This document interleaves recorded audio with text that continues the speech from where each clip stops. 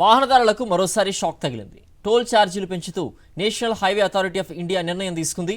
నిజానికి ఏప్రిల్ 1న ఛార్జీలు పెరగాల్సిండగా ఎన్నికల నేపథ్యంలో జూన్ 1 వరకు పెంచొద్దంటూ ఈసీ ఆదేశించింది. దీంతో చివరి విడత పోలింగ్ ముగిసిన తర్వాత ఎన్హెచ్ఏఐ టోల్ ఛార్జీలు పెంచింది.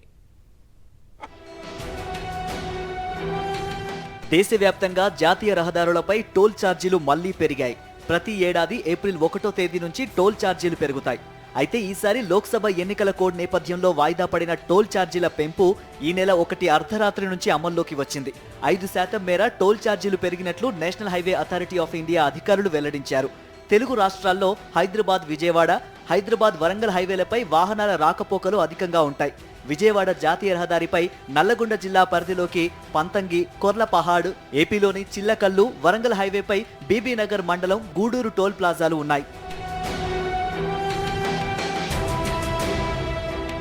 కార్లు, జీపులు, వ్యాన్లు ఒకవైపు ప్రయాణానికి ₹5 పెరగగా రెండు వైపుల ప్రయాణానికి ₹10 పెరిగింది. తేలికపాటి వాణిజ్య వాహనాలకు ఒకవైపు 10, రెండు వైపులా ₹20. బస్సులు, ట్రక్కులు ఒకవైపు అయితే 25, రెండు వైపులు అయితే ₹35 పెరిగింది. ఇక భారీ వాణిజ్య వాహనాలకు ఒకవైపు ₹35, రెండు వైపులా ₹50 ఛార్జీ పెరిగింది. చౌటుప్పల్ మండలం పంతంగి టోల్ ప్లాజా వద్ద కార్లు, జీపు, లైట్ వాహనాలు ఒకవైపుకు ₹95, ఇరువైపులా ₹145. కొర్లపహాడ్ ఒకవైపు ₹130, రెండు వైపులా ₹195 పెరిగింది.